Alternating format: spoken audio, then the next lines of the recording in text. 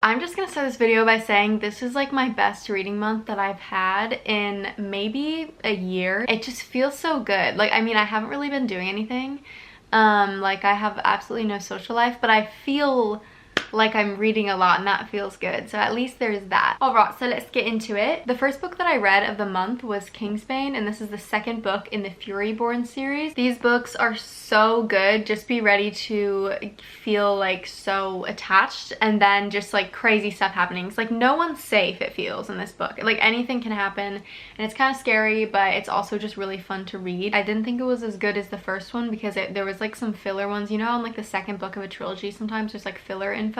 I mean, the info was necessary, but I knew that they were saying that they were like giving a bunch of info as it was being given. Like when I'm conscious of it, it's like I'm too aware. Like I'm not in the story anymore, you know? I read This Vicious Grace, which is a YA fantasy, and I liked this one, but it wasn't just completely giving everything for me. It was giving like middle ground. Like it's not my favorite.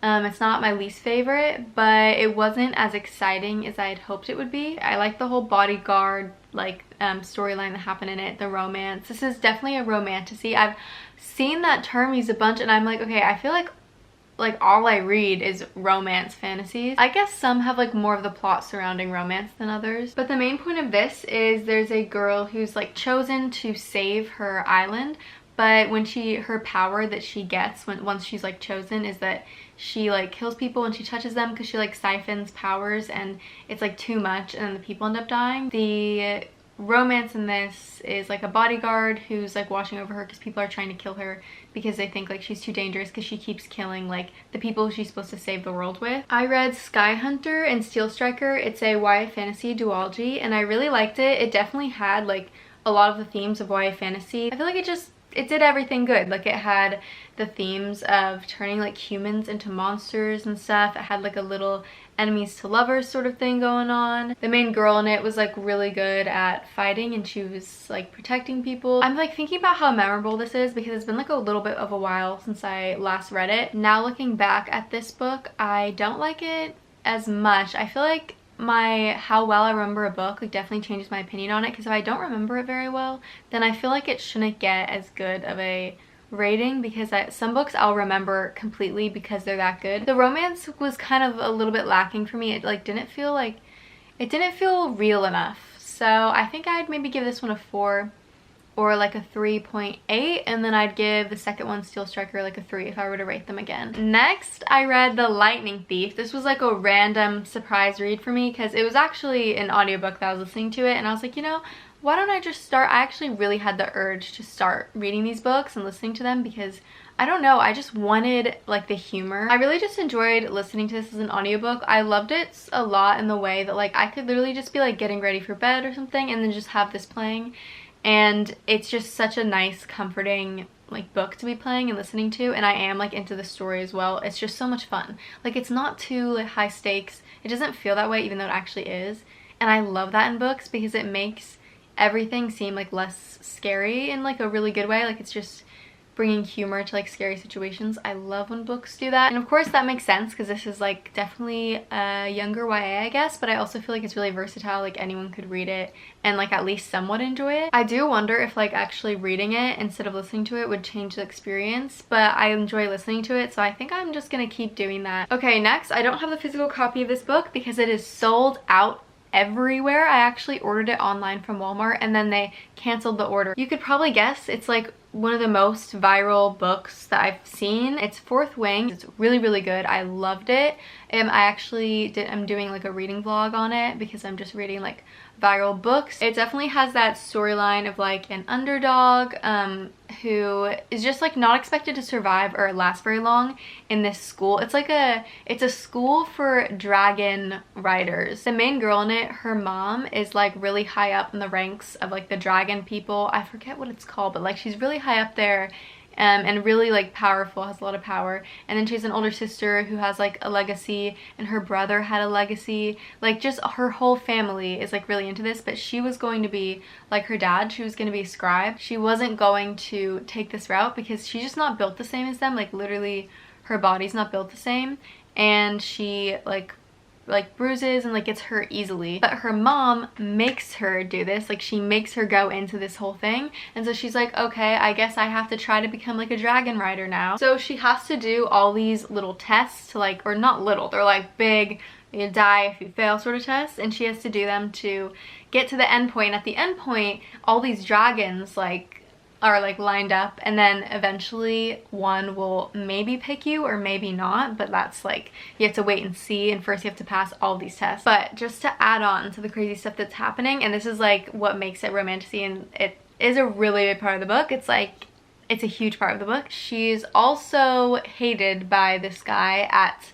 the school who is like, his dad was a rebel fighter or something, and her mom is the reason that his dad is dead. So they have like a lot of bad blood between their families. There's just a lot of tension there, we'll just say that, because you know, enemies to lovers, they gotta start out kind of hating each other. Next up is a fun romance that I read that I really loved, and I actually listened to it and then I ended up getting the book because I was like, this is really good and I really like it. It's Made in Manhattan, and this is a it's a big city romance, but a small town dude coming to the big city, so just like a reverse of what the trope is a lot of the times. Basically, she gives him a makeover and he thinks that she's like snobby or whatever. They both think the other person's way of like living and doing things is just not great. So yeah, it's kind of like both of them thinking each other is ridiculous. They end up like bringing out more in each other, kind of like they end up helping each other see what they want to change about their lives, and I thought it was really sweet and just a really cute book. I just really enjoyed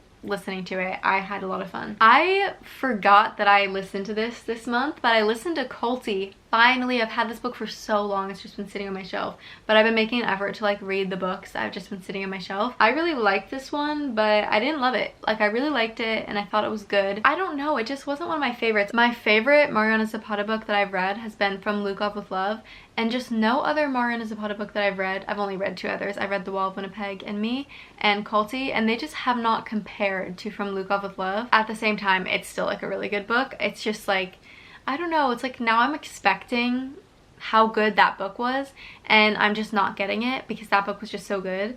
But at the same time, I don't want to downplay that this is actually a good book, because it is actually a good book. This girl's on a soccer team and she's a really good soccer player, and ever since she was younger she's looked up to this soccer player Culty, and then Culty ends up being her coach. He's really tough on all the players, especially her, and she kind of goes off on him at one point because he like insulted her dad, or he insulted him by not signing, I don't know, something went down, and she, because it didn't actually show it went down, it was just like her dad was sad after the interaction, and then she got really mad at him and he slowly started to be seducted by her. But yeah, it just goes from there, and it was very fun. It's fun to listen to. It took a while, of course, because all of her books are massive. Okay, the second Percy Jackson book, this one went by so fast. I was actually shocked at how fast it was over. I was like, what the heck? I really enjoyed this one. I feel like this is one that was very memorable. Like, there were a lot of memorable little connections made in this one that have carried on through the next book that I read, which was the third one. Actually, I didn't read the third one next, but I'll just talk about it next. I really like this one. You get to meet someone who is going to be really important in Percy's life,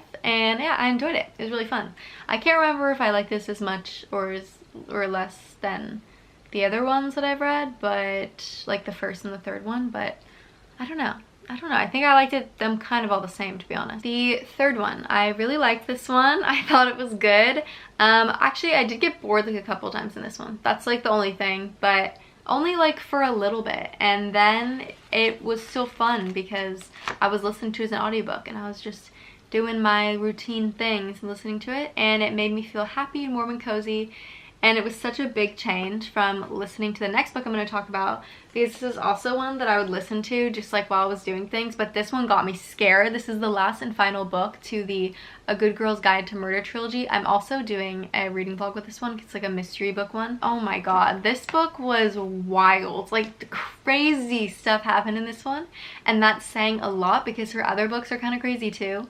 Like, of course, because they're like murder mystery, but this takes it to a new level. Like, I've never read something like this. I also don't read a lot of mysteries, but still, it was crazy. What was different about this third book is that the first half of the book-ish was like a mystery being solved, and then it took a turn through the second half, and that's all that I'll say.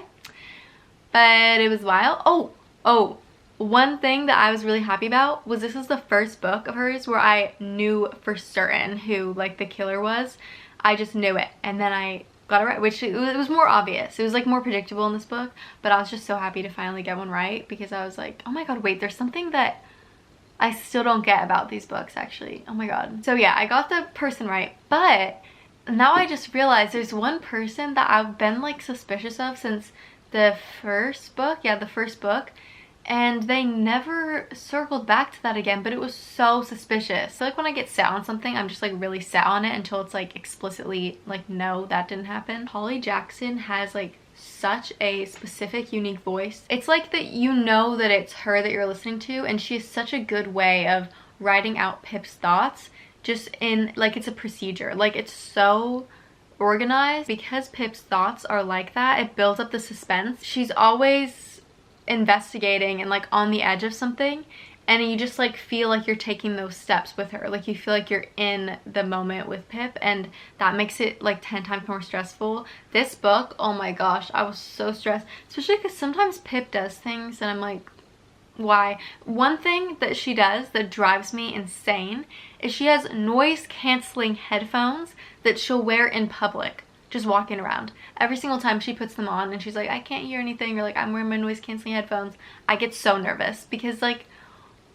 with what she's doing, she should not be doing that. Like she should not be walking around with noise canceling headphones. It just ended up being a really good book and I loved it a lot, and I recommend this trilogy so much. Oh my god, and Pip and Ravi really, like, this book just sealed the deal for me. I'm in love with them.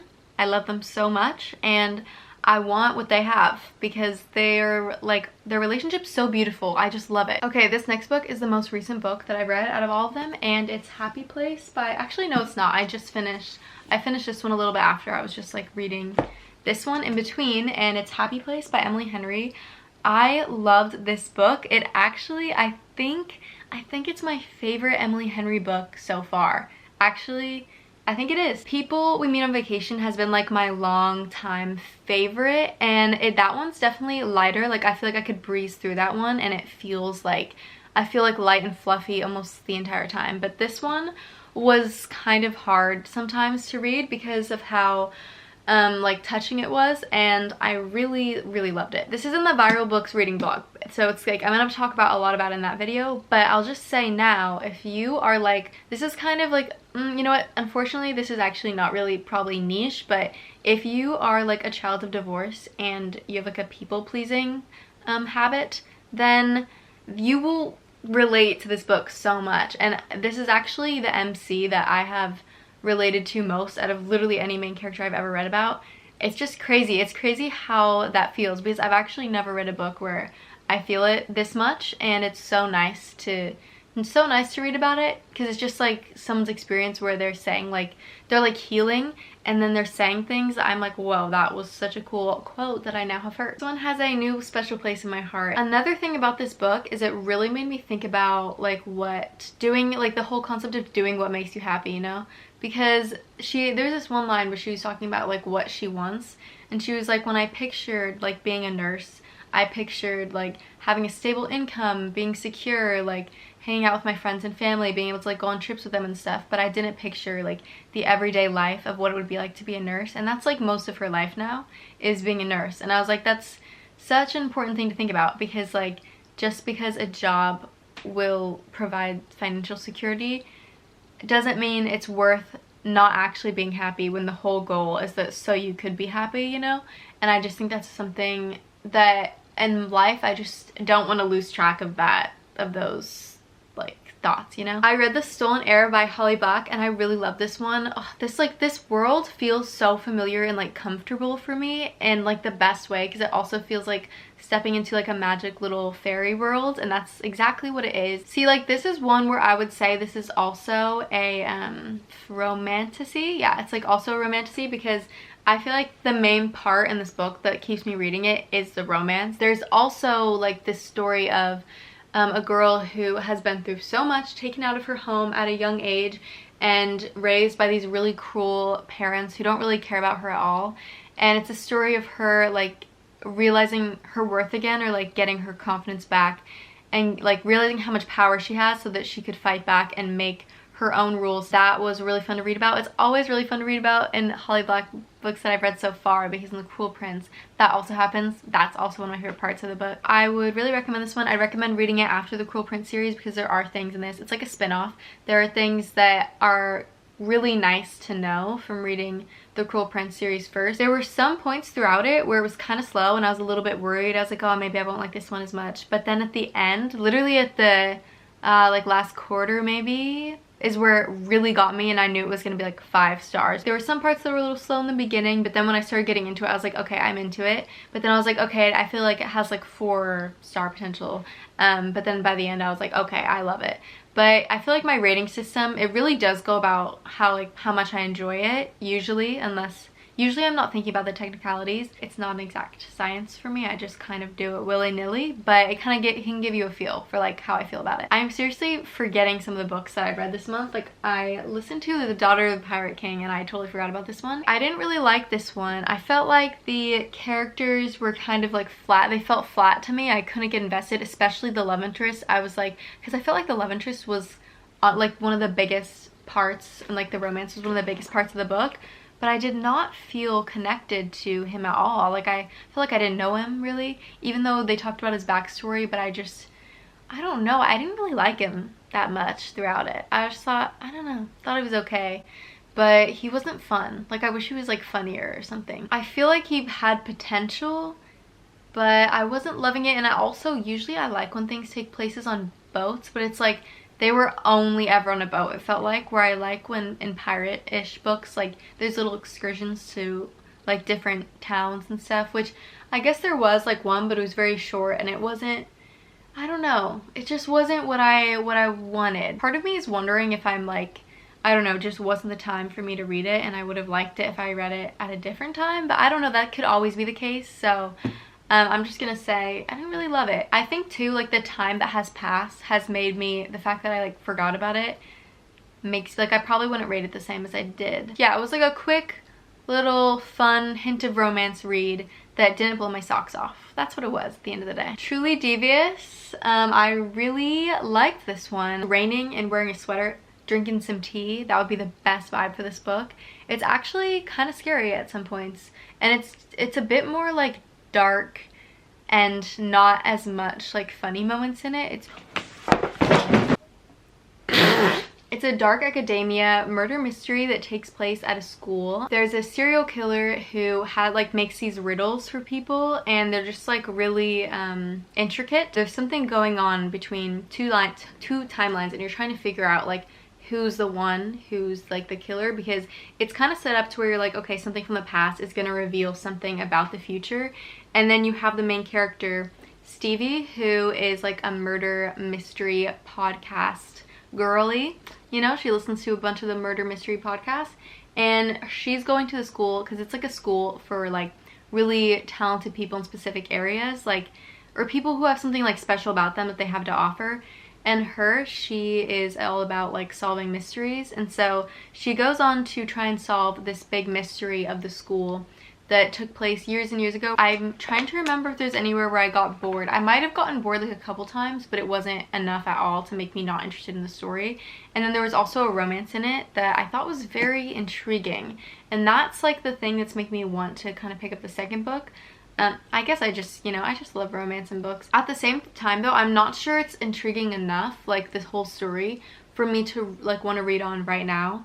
But in like the fall or something, I might pick up the second book. Alright, so that is the end of my wrap up for May. Like this video and subscribe to my channel if you want to see more videos. I have 2 reading vlogs coming up that I was talking about that I'm really excited about, because I just like reading vlogs. They're really fun. Make sure to like this video and subscribe to my channel if you want to see more of my videos. I have a Goodreads, an Instagram, and a TikTok where I post about books, and I'll link those in the description if you want to check them out.